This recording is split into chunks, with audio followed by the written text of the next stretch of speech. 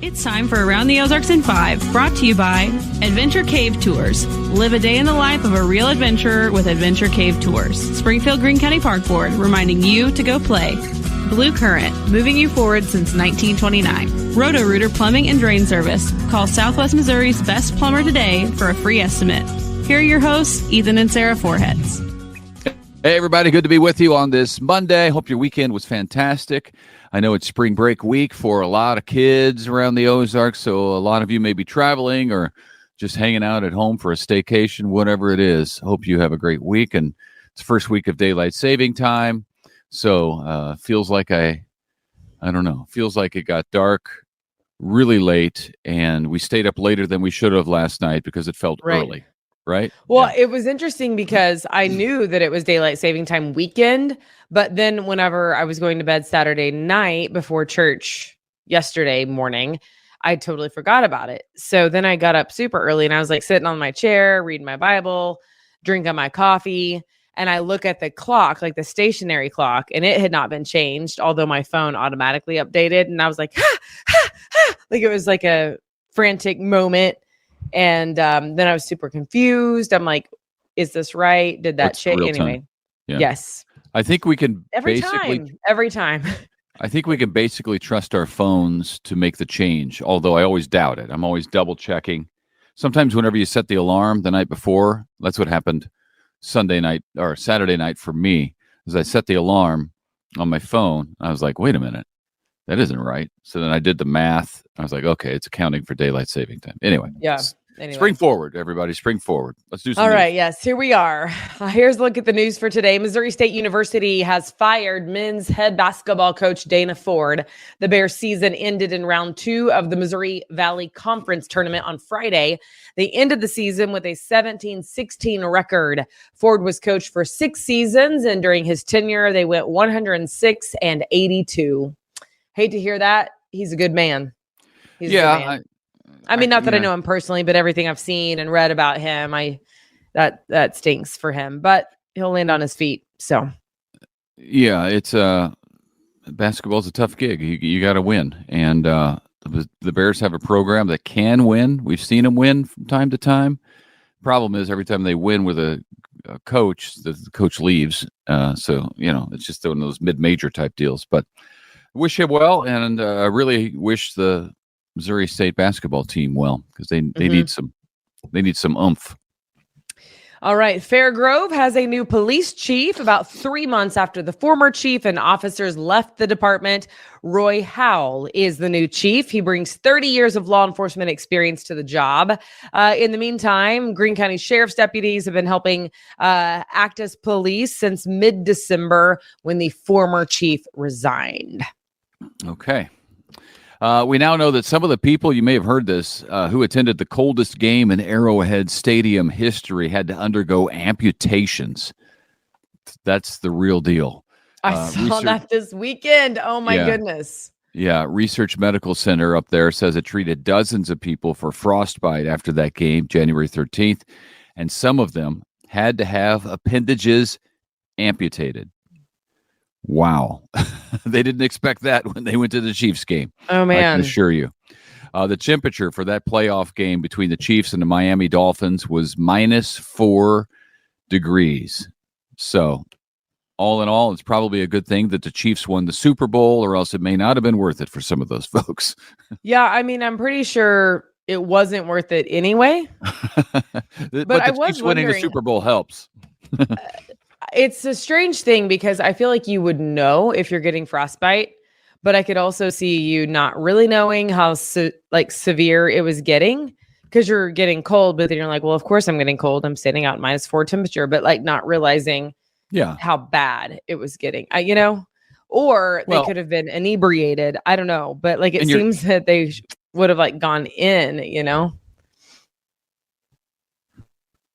But you're sitting out there with 70,000 other fans, and so you're going to say, what, am I going to be the only one that gets frostbite out here? We're all fine. It's cold, yes, but, and maybe the alcohol played a factor. I don't know. The city of Springfield is accepting bids now to work on the Jefferson Avenue footbridge. We've been talking about this story for more than a decade now. The structure, which was built in it was built in 1902, will be repaired to working order. There was a lot of question marks surrounding that for many years. It's been shut down, deemed unsafe for pedestrians for the last 8 years. So all this started even before that. City is getting $8 million from the state to pay for those repairs. So I think the application process goes into April, so there's time. But the businesses who would bid on that sort of thing certainly know about it. Right. Well, Bolivar has a new health clinic operated by Citizens Memorial Hospital. The clinic is intended to help patients who don't have a primary doctor. The health and wellness clinic does not take walk-ins, so be advised of that. You must have an appointment. In a surprise move, the Food and Drug Administration has delayed its deadline for making a decision on whether to approve a new treatment for Alzheimer's disease from Eli Lilly that was showing some promising results. It is called donanemab. In trials, it significantly slowed Alzheimer's progression in late-stage trials. The FDA, sorry, the acronym is wrong there. The FDA was expected to greenlight that drug by the end of the first quarter of this year. But again, they are delaying that. They're concerned about effects, including brain swelling and bleeding. Yeah, and that's a shame because there's a lot of promising talk about this drug even before, well, as it was just being produced. The trials were showing positive things, but now you got the side effects, and if the FDA is putting on the brakes, that's a good thing ultimately. But Alzheimer's is such a tough thing. There's nothing really that works. Nothing that they have that works. I lost my mom 14 years ago today, actually. Yeah, I knew it was the anniversary. It was today. Yeah. So, man, I'm praying that they get some sort of cure, figure it out. They're working hard on it. I know that. So many smart brains, but it is elusive. So this was promising, and now it's not great news to hear that they've may not be able to go forward with it. I don't know. Bass Pro Shops is again expanding, adding another location in Pennsylvania, to suburb of Pittsburgh there. Right now, Bass Pro Shops has 171 stores, got a couple more in the works. That new Pennsylvania store will open in the spring of 2026. And more Chiefs news. Defensive tackle Chris Jones will remain a Kansas City Chief. That's good. Two sides agreed to a 5-year contract worth, wait for it, $95 million guaranteed. I'm sure isn't that crazy? I'm sure the taxpayers in Jackson County who are going to vote on whether they want to pay for upgrades to the stadium. Right. You're like, you know what, Chiefs, how about you guys pay for just everybody give, a couple of $1 million out of your 95 million, and we'll just do this thing for free, if you will. Well, I could just imagine being a taxpayer. They're like, oh yeah, they're reading about this. They're like, oh yeah, good for him. They're going to keep him. We need him on the team. That's great. He's going to get paid $95 million. And you're asking me to pay for upgrades for the stadium. Something isn't right here. I mean, honestly, it would be really cool if the players came together and just decided to all collectively pay for the upgrades. Think of the goodwill that would sow, and the storyline. I mean, that would make headlines everywhere, and it would be such great PR, and maybe the athletes will see this story. You know what? They're probably watching Around the Ozarks as we speak, no and doubt. You're welcome for the idea. What color is the sky where you live, in the world in which you live? Me? Yeah, because that's absurd. There's that is. I mean, that's a sweet kumbaya idea. I know. Is zero chance of going anywhere. Hey, Taylor Frost made Pop-Tarts for the Chiefs players. That was a kumbaya idea, and it happened. Okay. Well, we'll see. The deal will make the 30-year-old one All-Pro. He's a 30-year-old All-Pro, one of the highest-paid defensive players in NFL history. World champion. There you go. All right. We are now operating in daylight saving time. You know that. A new poll shows Missourians want to stop changing the clocks twice a year, but do not agree on which way to leave the clock. So which is it, forward or backward, right? Out of 900 likely Missouri voters, 78% want to stay on either daylight saving time or standard time permanently and not make the switch. 47% want to keep daylight saving time, so more sunshine later in the evening. 31% want to stay on standard time, meaning more sunlight early in the morning and then less sunshine in the evening. So again, 78% of people want to leave it one or the other, but then there's no agreement on which one to leave it at. Right. Yes, I ended a sentence in a prepositional phrase. Which means nothing will ever happen. The lawmakers are never going to be able to get together because I think all the states surrounding you have to agree, or so, it's some kind of weird thing, which means it's just gridlock. Nothing will ever happen. But right. I don't get too worked up about it. I look forward to springing forward. I guess I like daylight saving time better because I like it being lighter in the evenings, because the one thing that I really dislike is coming home from work and it's already dark. So yeah. I like it when it's lighter later. I know you do. And I think I like that more too, but I will say I'm always out early, as you know.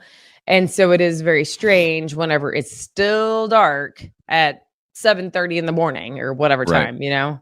Yeah. It feels very weird because you're like, wow, it's like almost 8 and it still feels like it's dark outside, you know. So that's strange. Yeah. But I guess I don't really I don't mind switching twice a year. I know some people do. They hate it. Do you hate it? I just think it's strange that heart attacks go up. I'm like, that seems weird what's to the me, correlation? I don't know, but I mean, it's actually proven that happens. So anytime you switch either way or one way? No, I think it's for when you lose the hour of sleep. So now there's like a increase in heart attacks for like a month or something. It's just weird phenomenon. But anyway, I could use that hour of sleep back. I'll tell you that much. Me too. No doubt. All right. Well, thanks for joining us. We hope you have a great Monday, and we'll see you back tomorrow. Yeah. Enjoy your spring break week if you got it. And we'll see you tomorrow.